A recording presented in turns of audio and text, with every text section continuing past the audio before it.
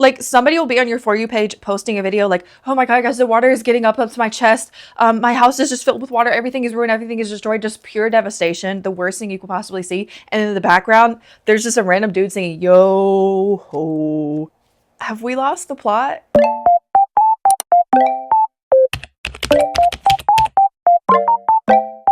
Hi. Welcome to Brain Thought, a new show that is the antithesis of brain rot, where instead of filling our minds with things that don't matter, out and discuss pop culture while relating it to history, discuss new daily things that we learn together, discover new places around the world, and check in with ourselves before we go to make sure we're grounded and ready to seize the day. I am your host, Queen Tay, and my brain is absolutely rotted to its core, no apple. So I'm making the show to kind of help myself dive back into education and learning and being immersed in things that actually make my brain feel nourished. Because I'm sure I'm not the only one that's experienced this, but I hate when I feel like my brain is actually rotting. Like that brain rot feeling is possibly the worst thing I've ever experienced. There are some days where I actually feel like my brain is shrinking in size by every video I scroll. Let's get into our first segment, Today I Learned. Each episode, I'm going to name something new that I learned, and also you guys can tell me something new that you've learned recently. Today, I learned that hurricanes are terrifying. There's this weird thing going on right now called hurricanetok. Obviously, it's hurricane season in the South, right? My Southerners, we're very well aware of this. I think it's a new concept, though, that everybody's able to see hurricane season, even those that have never been directly impacted by it. So you have people in the north, people on the East Coast experiencing hurricane season through videos and through people sharing their real life stories from it. One phenomenon I cannot wrap my head around is, why are there hurricane audios? Y'all already know what audios I'm talking about, that yo ho. Like, why are we being so, I get it that it's very dramatic. It's very dramatic to show hurricane footage or like recount memories of a hurricane. But why do we have to add that freaking audio? Like somebody will be on your For You page posting a video like, oh my God, guys, the water is getting up to my chest. My house is just filled with water. Everything is ruined. Everything is destroyed. Just pure devastation. The worst thing you could possibly see. And in the background, there's just a random dude singing, yo ho. Have we lost the plot? Or am I crazy? It's just a little uncanny. Like you can't lie. It is definitely a little bit uncanny. There's also quite a few popular ones that are trending with Hurricane Helene specifically, which, by the way, devastating, nothing to joke about. Definitely not joking about the impact of the hurricane. But the audios that people are using, besides it just being uncanny, I think there's something that we could unpack with this, right? With this hurricane talk and all these audios coming up, they're like solidified, certified audios that people are putting with them, and it signifies a lot more emotion versus you just watching that video without an audio. Besides it being uncanny, it really just opens new avenues of how we as a society can communicate to others. Obviously, music is such a powerful tool and can communicate literally any and every emotion. And we see that happening with hurricane audios. People are using these trending audios that are related to hurricanes. And I mean, when you click on the audio, all of it is like Hurricane Helene or natural disasters. Like people are mentally associating these certain songs with disasters. So it might evoke a more powerful emotion, and maybe it might inspire more to take action, to help, to donate, to volunteer, to help with the destruction caused by these disasters and hurricanes. So am I to just blow it off and be like, cringe, people just use audios, people are doing it for views? Maybe that's half of it. Like, this is a trending audio, somebody's using it to get more views. But also in that scenario, is that a bad thing? I mean, we see people actually posting updates to share with not only their friends and family, but the world at the same time. Hey, these are real life, hour by hour updates of a hurricane hitting my town. Like people posting, okay, the hurricane's getting closer, to posting an hour later, okay, the hurricane's hit, there's some flash flooding, to another post saying, hey, there's water in the house now. That is an insane thing to process, like being able to view on TikTok, first of all. But adding these audios as a way of pushing the content further, evoking emotion, and evoking more engagements, really fascinating to me. And a lot of people probably just add the audio without thinking of it much, because it's kind of become a norm, even though it's something that we wouldn't typically think is so normal, right? I don't know. I think that's fascinating. One thing that I don't think is fascinating, and this is my next part on hurricane talk, the misinformation. Why? I understand that you are posting information about the hurricanes and how to help people, and this is a really stressful time and scary time for a lot of people in the South right now. But there are, for a fact, people posting misinformation on hurricanes and fear mongering for views, clicks, engagement. My biggest question that I've had throughout all of this information happening is, would this level of misinformation still be spread if TikTok wasn't a monetizable platform?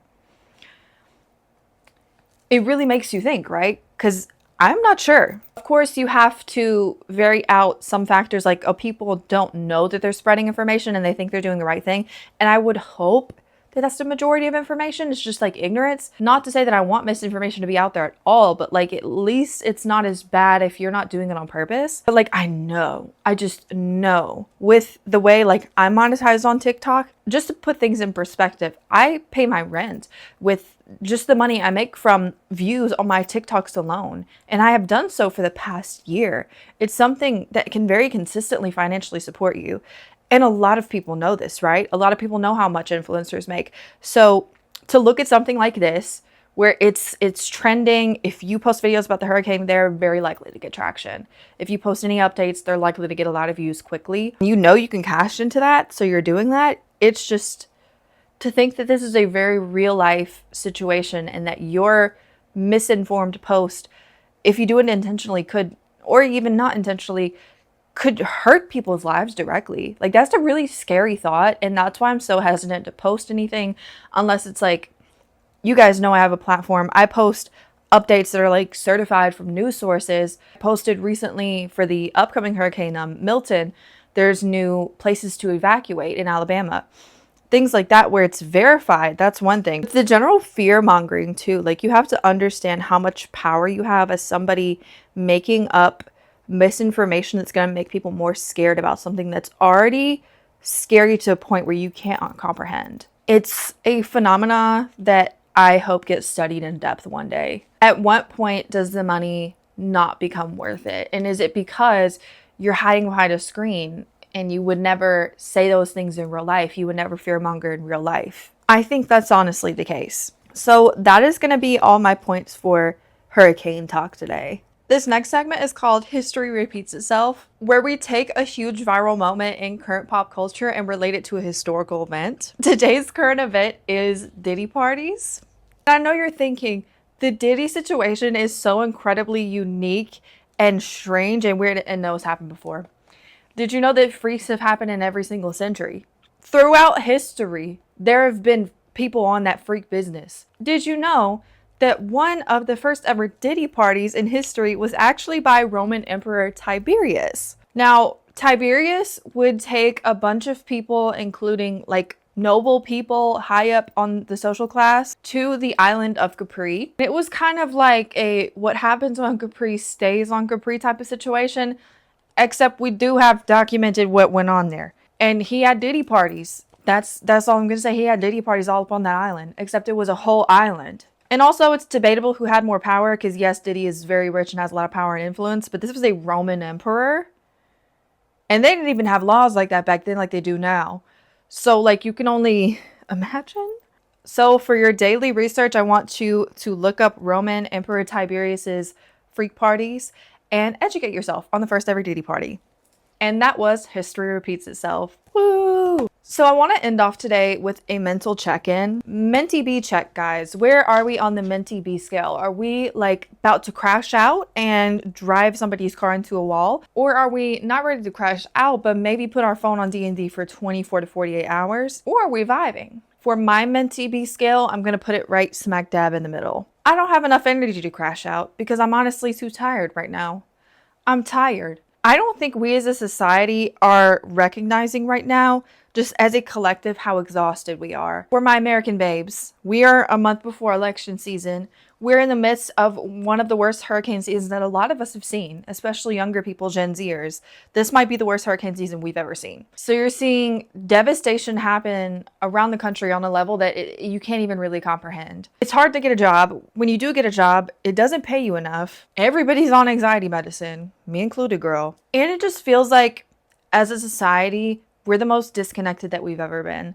I don't know if you guys have stories like this, but personally, I remember like my grandparents saying things like, Oh yeah, whenever we moved into a new neighborhood, all the neighbors would just come over and the door would be open. We'd just let them in and they'd bring us welcome cookies, a welcome meal as we moved into their neighborhood. And from what I understand, in most places today, that would be like actually scary. First of all, to ever leave your door unlocked. And second of all, to like even accept food from strangers, because we just have threat level on 10 constantly. So it's hard to trust people, even though humans thrive when we are in communities that help each other. When we are in areas that foster community, statistically, we thrive in so many different areas. Not even just mental health, but physical health as well. I just turned 23, so I'm one of the last or few Gen Zers that was not an iPad kid. So we have that whole phenomenon. Everybody is like addicted to sugar, addicted to our phones, addicted to anything that keeps our mind off of all these horrible things happening that we just also have direct access to, because we all have phones, we all have internet access, and we all have like unlimited data for those of us that are blessed. That's like, do you ever just stop and think about how cuckoo that is and how it really makes sense that you should turn off your phone? I'm gonna be raw and real for the next 60 seconds. Maybe it is that dang phone. Maybe it is the phone. If we just turned our phone off for a day, imagine how many videos that induce stress, anger, fear, annoyance, irritation, all these emotions linked to fear, which is like known to deteriorate our mental and physical health. Imagine how much of that we wouldn't see, because we wouldn't see any of it because our phone would be off. Maybe it is that dang phone, guys.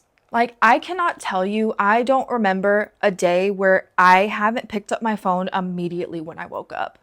I got this journal recently and it's called the 5-minute journal. If you want to look it up, I think you can buy it on TikTok. You're supposed to pick up the journal in the morning and it's about 5 minutes of writing time. You write some things that you have gratitude for right now, because starting the day with gratitude is statistically proven to improve your mood for the rest of the day. Even if it's like 30 seconds of gratitude, it's so powerful. I write down things that I want to get done that day, and I write myself a motivational quote that's going to be like my guide for the day. And when I tell you, even just doing that for, if I'm writing fast, like a minute and 15 seconds and then picking up my phone, it still has an impact on my day, which just scares me to think about how much of an impact my phone has on my day-to-day life, and the fact that I like still don't even want to turn it off because I'm that addicted and we're that addicted.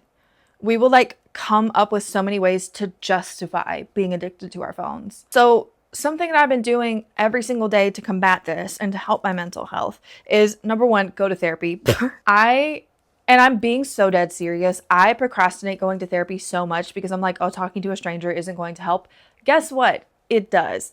Maybe, and I know this is just a crazy thought for my girlies to overanalyze and feel like they already know every single thing about themselves. So there's no point in telling that to a stranger because you already overanalyzed yourself 10 times over. Maybe just the act of talking to somebody about things with no expectation of anything in return, because they're literally there for you to vent to them, which is not something you can necessarily healthfully do with a family member or a friend or a partner all the time. Maybe just being able to vent to somebody and let everything out with no expectation of having to do anything in return is helpful. Ugh. Also, I'm making an effort to separate my emotions from myself, because sometimes my emotions don't directly represent myself. Acknowledging my stress and my negative emotions as something separate to me has been really impactful lately. And that was my mental check-in. How are you doing mentally? How have things been for you? Have you been drinking enough water? Have you been getting up immediately in the morning? Or have you been scrolling for 30 minutes? We all know the best thing for you, and we all know the good thing for you. Even though you're not doing it, you still know what's good for you. And even if you try to do one good thing for yourself today, you've won. You did it. And I love that for you. You're literally slaying. Like, really, hugs and kisses. Okay, guys, that is going to be it for me today with Brain Thought. I'm so happy you're here. And I'm so happy that instead of scrolling for the past hour, you decided to sit down and engage in some fun, meaningful conversation. And that's going to be the goal of this show, this podcast, is just to help us slow down and think about things in a different way, think about new things, and encourage ourselves to learn and educate more on a daily basis. I really feel the most productive and like valuable and just good. I feel the best energy ever when I'm learning and when I'm being productive and when I get things done. When I accomplish so many tasks in a day, I feel so good. Like, one thing that 2024 has taught me is that being productive is really good for me. It makes me feel really happy to accomplish things in my day. And it lets me know that I value myself enough to do all these things and put in all this work for me. So maybe that's an idea that you can carry in your day-to-day life. And I hope that this podcast helps you tap into that energy of wanting more for yourself, wanting to learn more, to branch out, to think of things differently, and just to elevate yourself in different and new ways. Thank you guys so much for being here. If y'all want me to talk about anything in particular, you have any segment ideas, let me know. I have all my socials on the screen right now. You can follow me. They'll all be in the caption as well of whatever I'm posting this on. I'm mostly on TikTok, but I want to be mostly on YouTube. So we're making things happen with that. Go watch my recent YouTube video. We played nostalgic 2000s girly flash games. Actually, maybe the most fun I've had in years. And I'll see you guys in the next one. Thanks for watching. Bye.